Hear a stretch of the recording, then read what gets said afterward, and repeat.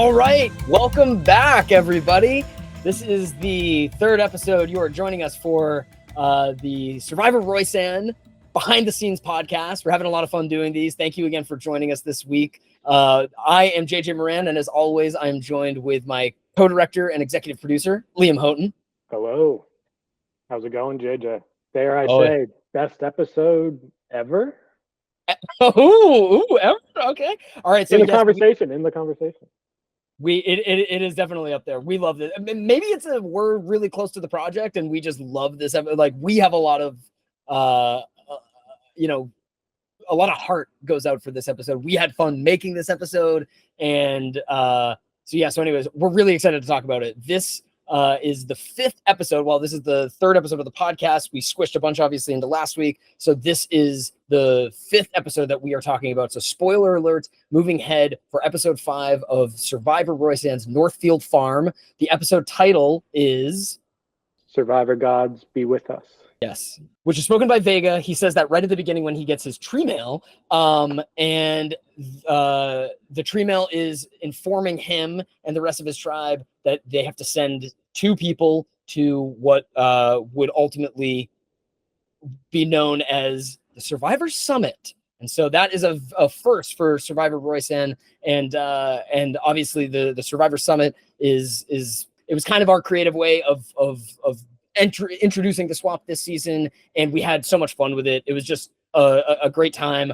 We had some wine and cheese and everything. I actually, for this special episode, I brought some wine myself. I should have actually. Oh, Liam, I'm sorry.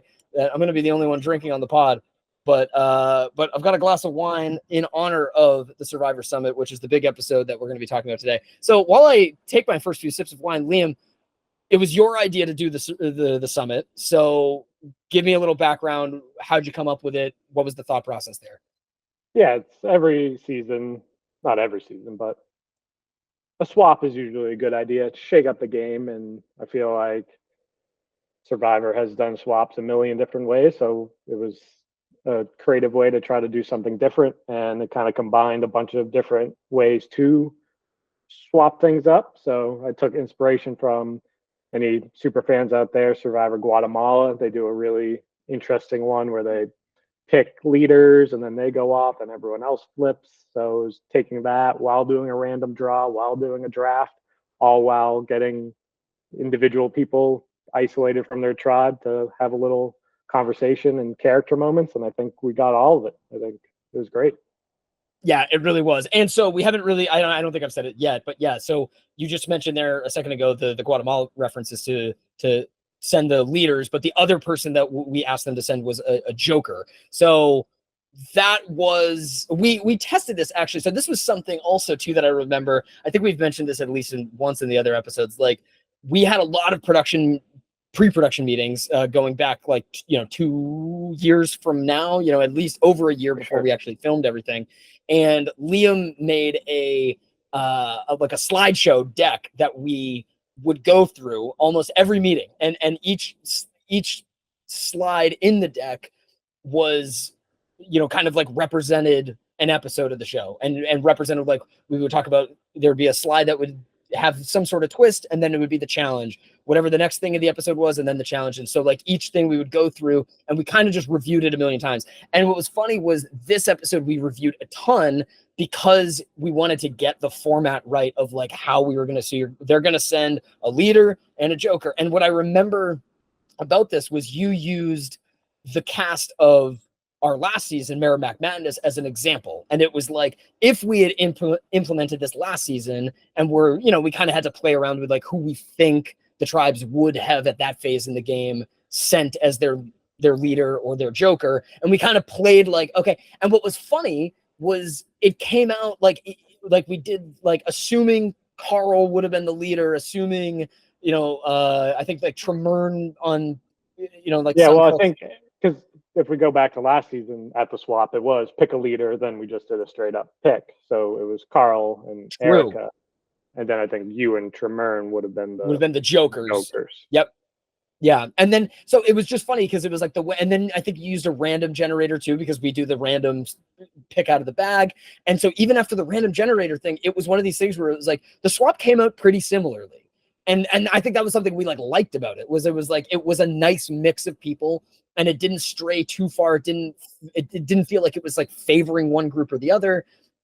It was a nice split. And so anyways, so yeah, we had a lot of fun. So let's actually talk about the swap itself. One of the first notes that I wrote down after going through the edit, which I just think is hilarious, is I don't think we ever assumed that they wouldn't drink the wine. I had to push them to drink, and that did make the edit where there's the moment where Darren literally says, "Do you guys have any water?" Yeah. And I'm we do, but you're gonna have wine first, because I didn't even think we would have to say that. Do you have water? It's been a very hot day. We do, but you get wine first.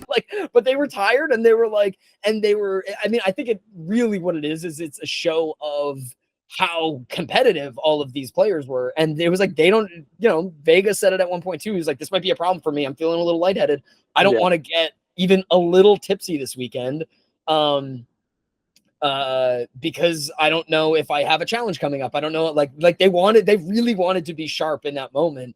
And I did not think that offering them wine was going to be a struggle, that I would have to literally make them pour the wine so that we could just get the shot of us all toasting. Yeah. But that was funny. And then obviously though, the one person who at the table was totally down to drink the wine was Mr. Isaiah. Why so dour? We have cheese, we have wine, and he shines. Key player. This is another note that I just wrote is we'll keep talking about the summit in a second, but in my mind, this is the quintessential Isaiah episode from the season. He is in so much of it, and he is the episode, really. He really is, and it's he has. I think Isaiah's one of his big draws on the whole season is he's a witty guy. So he just has little zings and one-liners for everything that we do. And he's in every section of the episode, this episode. It ends up, again, spoiler alert, he ends up going to tribal. The tribal ends up being very much revolving around him. And so he's on camera most of the episode. And this is kind of getting ahead to the challenge, but the little moment that we have right at the beginning of the hand-holding thing when he goes, "There's 2 on my arm already," and I go, what's on your arm? Mosquitoes, JJ. It's just his voice is just so present in this episode, and I love it. And the thing that we all joked about on set too, right after we finished the swap, is that he, again, emphatically it takes a big drink of wine, it takes a big sip of wine, and and then immediately chokes on it. Yeah.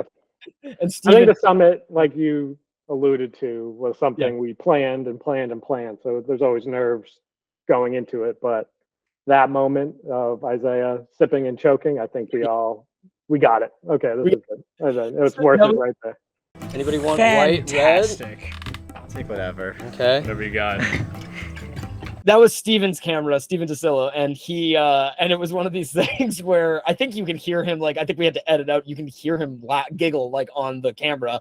And then, but I do just remember, I didn't notice it actually in the moment when it happened, but then when it finished, I remember he was like, "You got to check the clip." He was like, "Check the clip. I got this great moment." And he just chokes on the wine. It's so funny. And so, yeah. So anyways, I also think too, this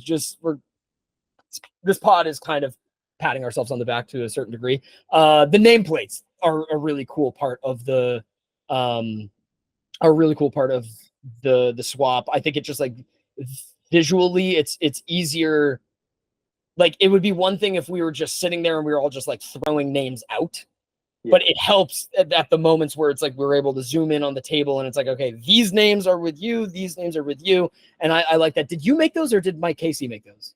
I made those. Those are, for the super fans out there too, we took Merrimack Madness, the first challenge, those puzzle pieces, I took those, repainted them, and used kind of an X-Acto knife and cut out the names, painted over them, and then got the names for everyone.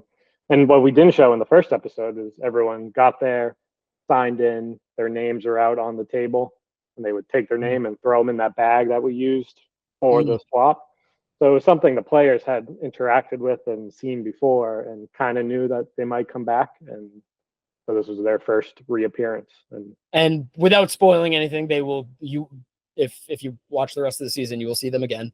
They were cool, and they add just like a little flair to the show. So anyway, we're coming up on 10 minutes in, so we should probably move on. Anything else though that I have not mentioned about the summit? No, but I mean, something this episode's so cramped. Gibson found their idol right before the summit, and that's true. We didn't even mention that. Let's circle back Yeah. a little bit. We can talk about that for a second. I mean, they kind of just did what Pittman had done in that second episode, where they just said, "Hey, everybody, we're just going to all go search now." They obviously had a different motive in mind, where they said, like, we feel like we're about to enter the swap without the numbers in our favor, and we want to stay Gibson strong. So somebody's going to need that idol.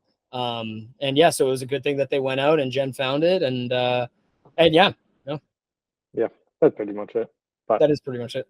They did it quick though, because they say it also like at the very beginning of the episode when they're all walking back. I think it's Harris that says like we should look for it tonight, and then Rachel and Jen are like, no, we should look for it right now actually, because he said I'll see you soon, and sure enough, like we didn't waste much time between Tribal and sending them the tree mail for the swap, so they did find it relatively quickly too. Yeah, so it just kind of we don't show them kind of deciding who's going to go to the swap, because they literally find it and are reading the directions while they get the tree mail and are reading the tree mail, and they don't really even discuss who's going to go to the swap because they're talking about the idol.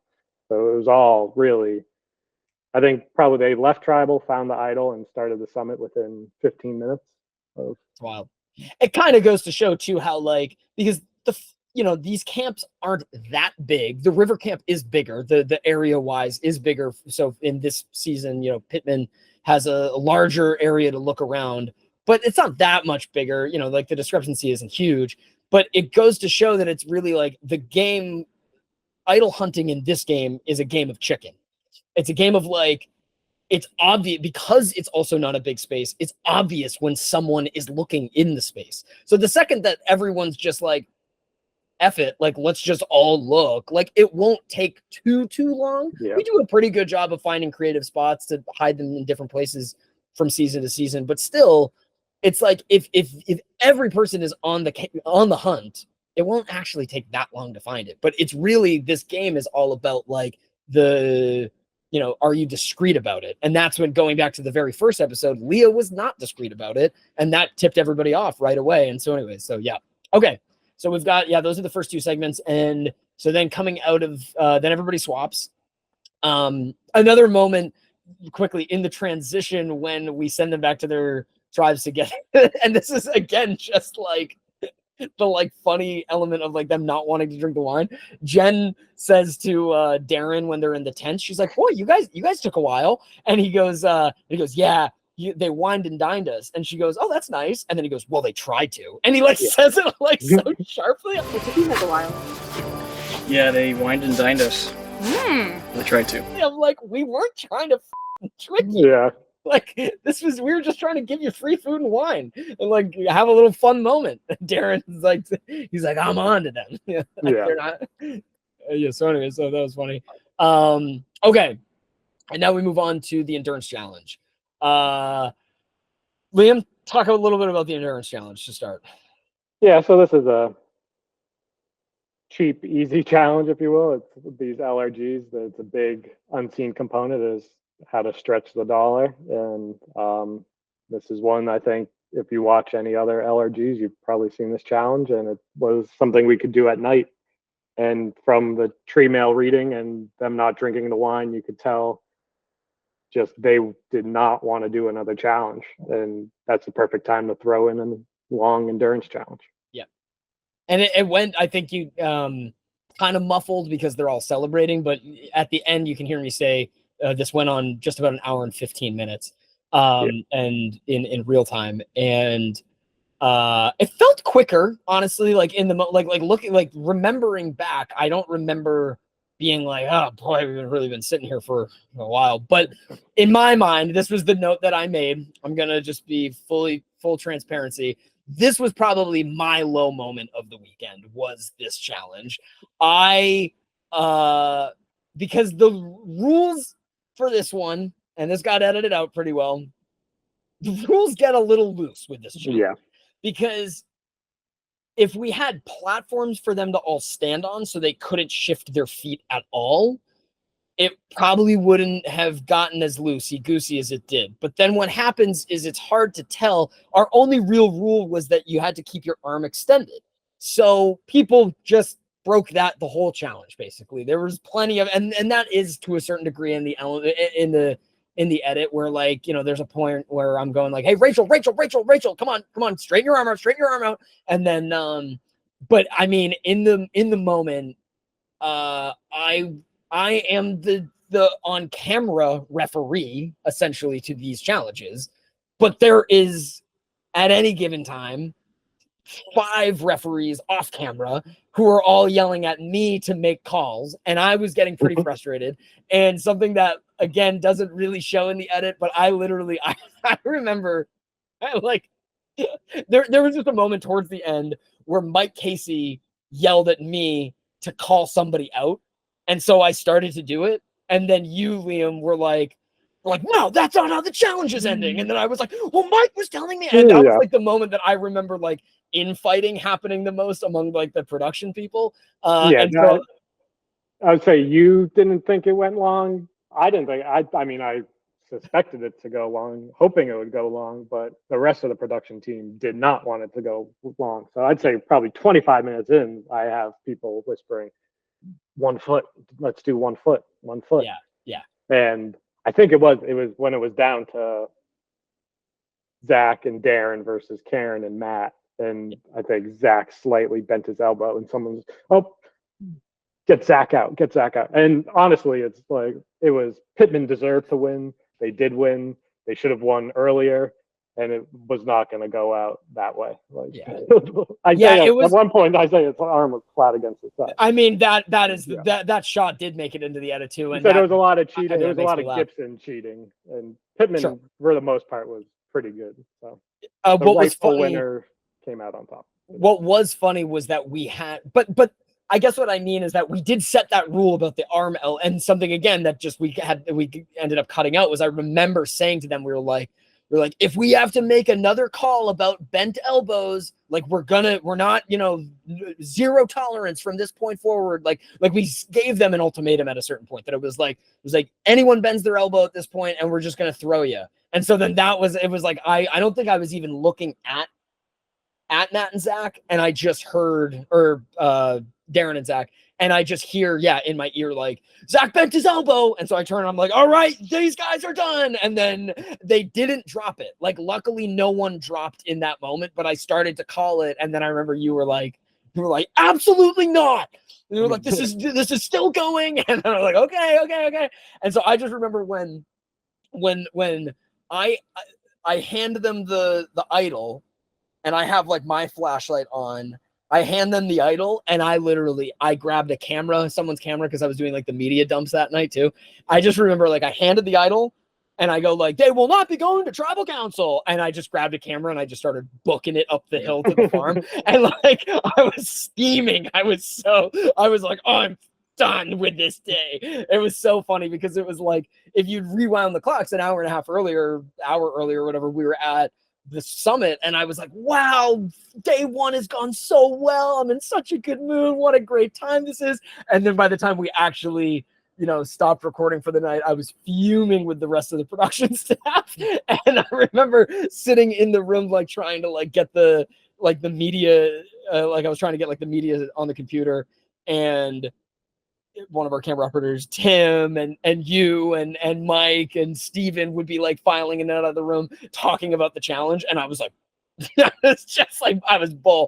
I remember, so full transparency, that was my experience with this challenge. But it is cool on camera. I like the lights is like we pulled a bunch of cars down the hill and everybody just turned on their headlights, and so that's how we got the lighting at night and everything, which I do think on camera looks cool. Like I remember us saying in production, like we were like in the meetings, that it was like, it's going to be cool to see the passage of time via sunset. And you really do get that on camera too. Cause it's like when they first show up and I'm talking to them, it's still pretty light out when I'm saying that, hey, new look Pittman, new look Gibson, like, how are you guys having fun?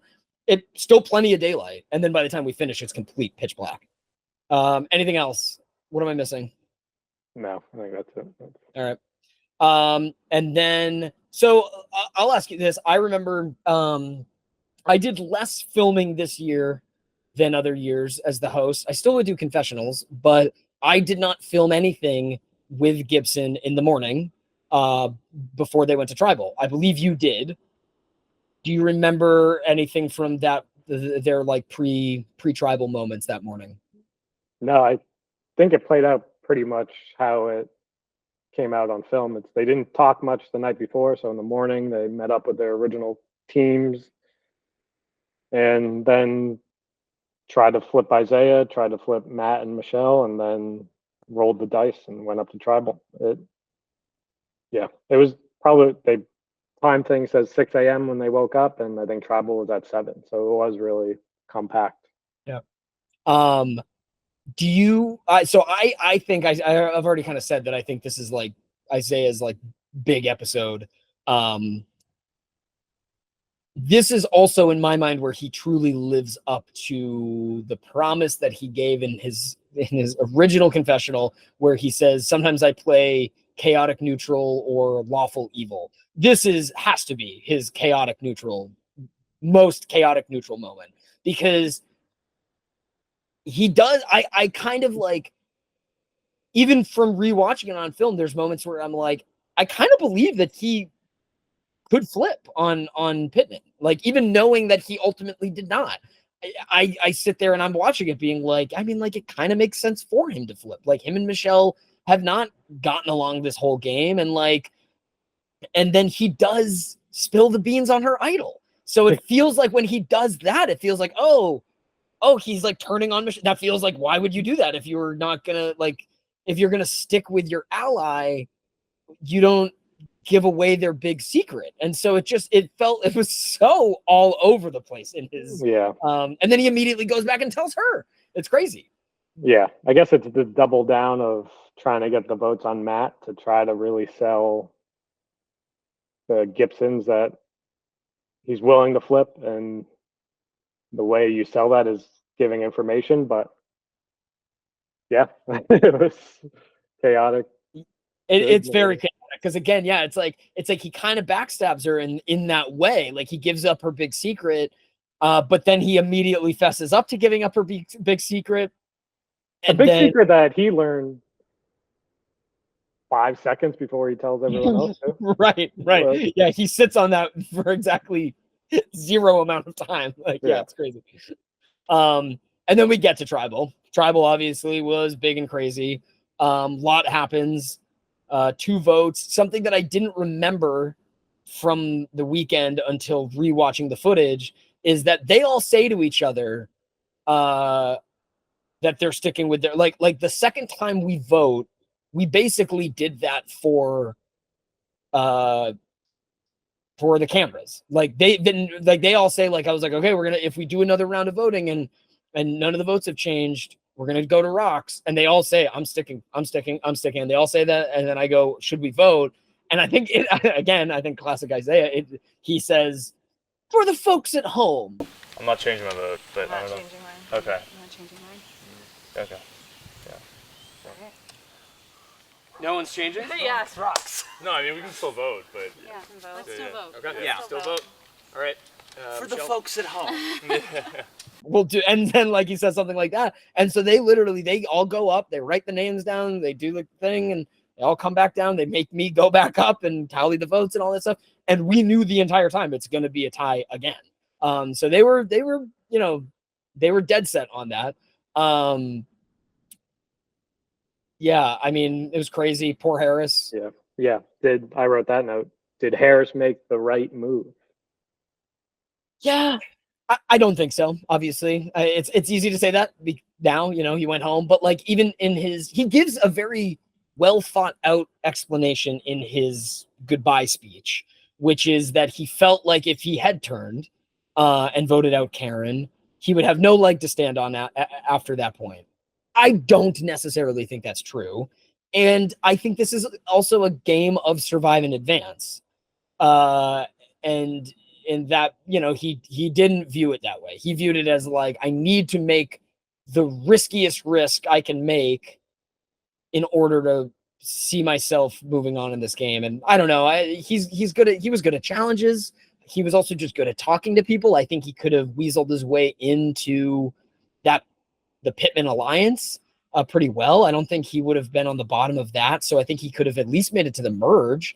But his point was, long-term in the game, people would have viewed that as like burning original Gibson. People would have, viewed that negatively, and he wouldn't have had a leg to stand on. I don't necessarily agree with him, but again, that's easy for me to say. I never went to Rocks in my times playing. Yeah.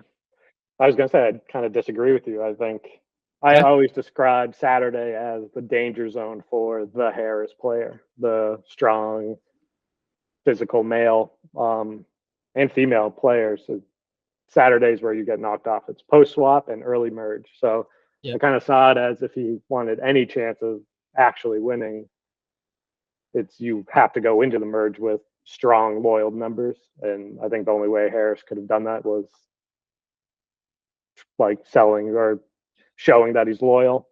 And behind the scenes, his girlfriend had driven him up from New York City, and they were renting an Airbnb at Lake Winnipesaukee nearby. And so when Harris got voted out, he called his girlfriend and spent the rest of the weekend at an Airbnb. He went to a country concert. I want to say like Luke Bryan or something, and seemed like he had a great rest of the weekend. Came by the next morning, said hi, and drove home, and probably got home when we were all wrapping up. So Harris is the true winner of Survivor.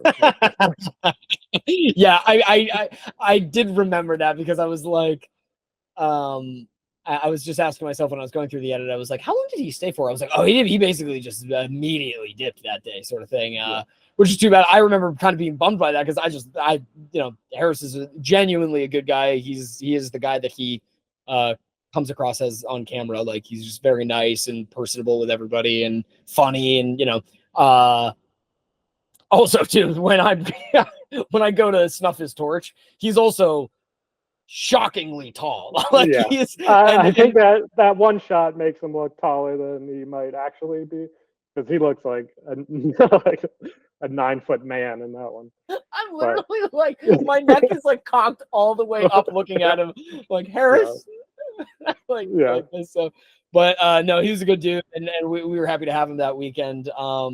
And yeah, I mean, I guess we do disagree. I see it as like, I think he would have bought himself a little bit of Pittman loyalty. Like, sure, he might have burned some Gibson, but there was also one less Gibson in the game at that point. And from that point on, like, yes, eventually he would have been the bottom of the totem pole at Pittman potentially, but I don't know, like maybe not. Like, that's where I guess I look at Survivor as a game of survive in advance. Like, you just need to, you can change your fortune the next round. Like, there are plenty of times where it looks like, oh my God, this person is dead set to go home. Their head is on the chopping block on this episode.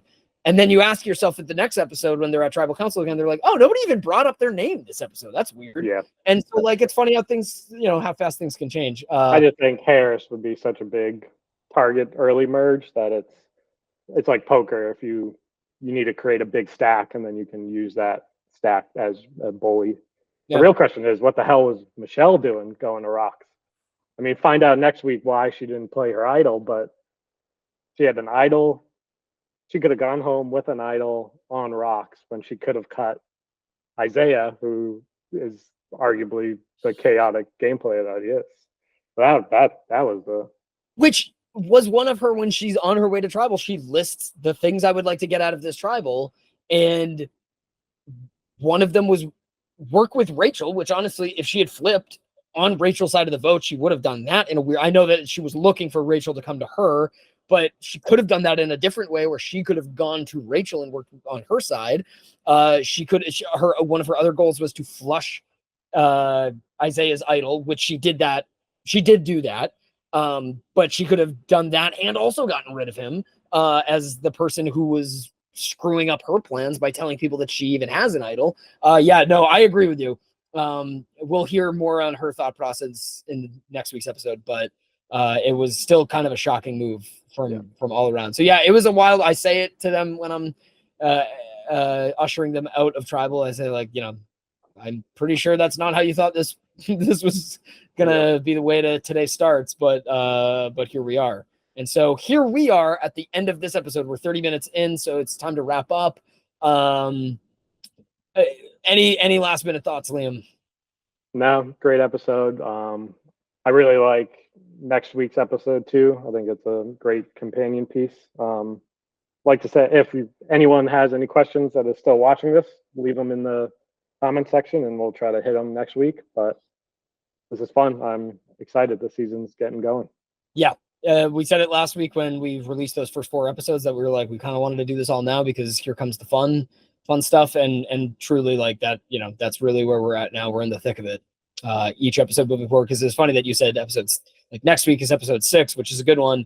My mind jumped to 7, which I know, I worked on the challenge, editing the challenge in episode 7 originally. So I know that episode's a lot of fun too. And so, yeah, we got good stuff all around moving forward. So if you have been enjoying everything that you are seeing, as always, you can expect to see the new episodes of Survivor Roysan's Northfield Farm coming out on Wednesdays, every Wednesday for the rest of this summer at 8 p.m. Eastern Standard Time. And these podcasts are going to drop on Fridays, the Fridays following up that episode. So yeah, we've got a lot of good stuff coming. Thank you for watching. Thank you for watching this episode and this episode of the podcast and the actual episode of the show. Much love. Please share, like, and subscribe, all that fun stuff. Goodbye. Good night. Yeah.